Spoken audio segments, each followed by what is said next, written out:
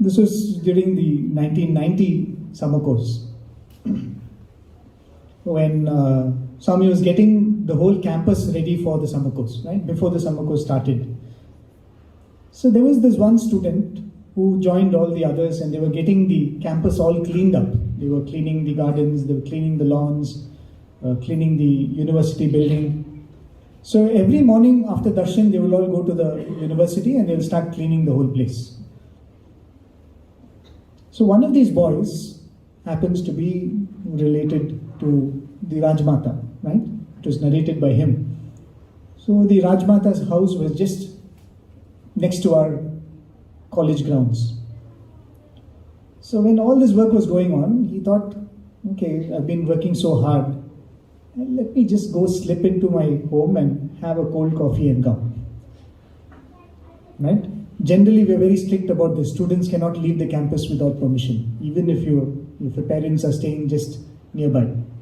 So he looked around, there were no teachers around. I thought, okay, after all, I've been working so hard, let me just go take a break and come. So he slipped away without anybody noticing, whatever had is chocolate or coffee or something, and came back. By the time he came back, he realized that Swami had come to the university and he was supervising. So there was this, we all must have seen in Vrindavan, there is that Saraswati idol on top of the building. And there is a fountain in front of it. So Swami was standing in front of the fountain and was supervising the painting that had been done for the Saraswati idol. And Swami was standing there, and all the students had by then gathered, and this boy is coming from that corner. So he thought to himself, I better not go close to Swami in a manner that he notices me. Let me go and join the group so that I can be near Swami, but Swami should not see me. So which is the best place? Behind Swami. Right? So he thought, I will go silently slip and stand behind Swami, not to his side, not to his left, not to his right. So he slipped. So Swami was standing there. He went and stood behind Swami, and behind him was the fountain. Right? So he quietly stood there, and Swami was making some comment. Saraswati's lipstick is too bright. It has to be, little lighter shade has to be put and all that. So this boy went and stood behind Swami, and he thought to himself, now Swami cannot see me. The moment that thought crossed, Swami turned 180 degrees and looked at him. And he thought he's got caught now.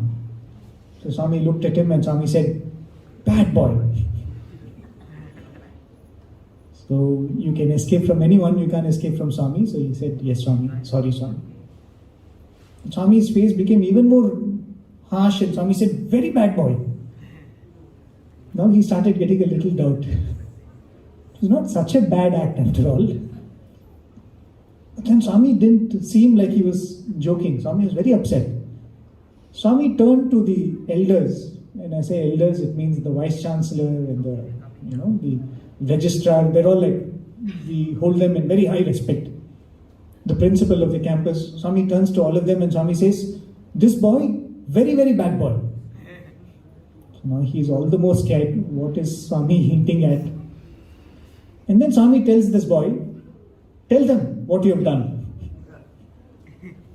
This boy is wondering, what do I tell them? The vice chancellor, the registrar, what do I tell them? I went and had some coffee and came. It's such a low level offense to confess in front of such dignitaries, he thought. I mean, at least a dignified mistake is okay. What do I tell them? And then Swami does something really amazing. Swami tells a long sentence in Tamil. And Swami turns to the boy and says, isn't that true? And this boy has no idea what Swami is saying. Swami says a long sentence in Tamil and says, didn't you do this? And he's blinking. Then Swami repeats the same sentence again in Tamil, the long sentence, and Swami says, didn't you do it? So he thought Swami is asking me to confess to a crime that I don't even know what it is. Right? Swami is telling me to admit to something, but I don't know what he's asking me to admit.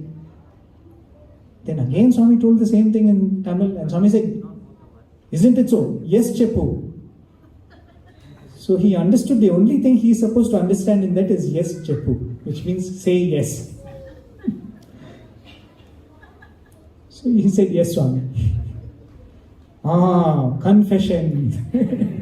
Swami said, see, he has confessed. But this boy has no idea what he has confessed to. And then Swami explains in English. Swami is telling all the Vice Chancellor and the seniors, you know what this boy has done? He has gone to one of the senior devotees who is arranging for the VIP accommodation, and he has asked the devotee, sir, tell me all the guests who are coming who have pretty daughters. Right? Swami is saying this. He went to that devotee and he said, you give me a list of all the VIPs who are coming, who have pretty daughters, because we have a guest house in our compound. We could give a few rooms to them. This boy can hardly hold his laugh because this is so ridiculous that he thought that what? It's really can be nothing more than a joke. So he was really about to burst laughing, but he looked at Swami, but Swami was very serious. Swami was extremely serious. Swami really meant it, and Swami said, this is very bad behavior. I don't like boys like this. And this boy is wondering what happened. And Swami is turning to the Vice Chancellor and Swami says, these boys should be disciplined and all that. And he thought at least they will understand the joke, but everybody was serious. So this went by. He thought, okay, the joke is over. The next morning he sits for darshan. Swami is still upset. Evening, Swami is not talking to him. Swami is frowning at him. He says, Swami, this is not right. I didn't do anything like what you said.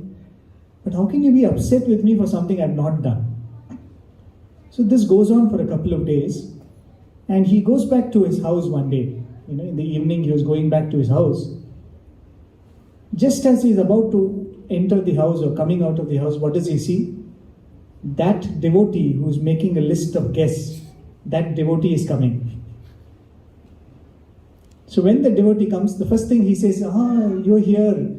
Actually, I heard that you have a guest house here. I just wanted to know if we can accommodate a few guests there. So this whole drama that Swami had played was so that when this devotee comes and asks them for that guest house, the elders in the family should say no. So to get this arrangement done, Swami had played that confession game. Right? And this boy, by then he had gone home and he had told them about what Swami said, and they all had a hearty laugh. And they also knew the moment this person came and asked, do you have a guest house? They knew that Swami had already given them the hint as to what to say. But this boy was still confused. Is it a joke? Is the joke over? Is Swami still upset with me? So that day, after the whole thing has been resolved, he goes back and sits in the mandir. Swami comes to him and this time stops and smiles. So he's happy. So Swami asked him, did you get upset? Did you get upset? Did you feel that Swami is upset with you? And then Swami said something so sweet. I think as devotees, as students, we all crave to hear this from Swami. Swami said, yes, I played a trick on you. And then Swami said, अपना है तो कुछ भी कर सकता है.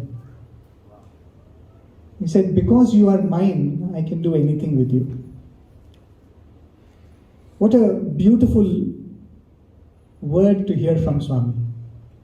Because you belong to me, I can play with you.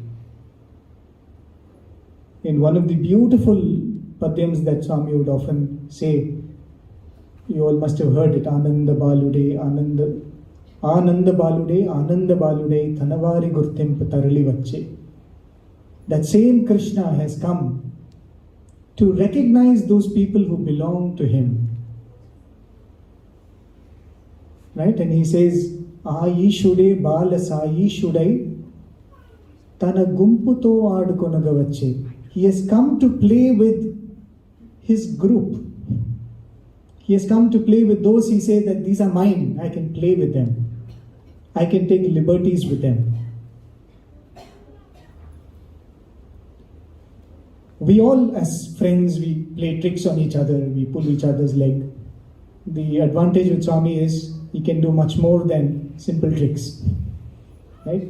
His canvas is larger, he can do anything.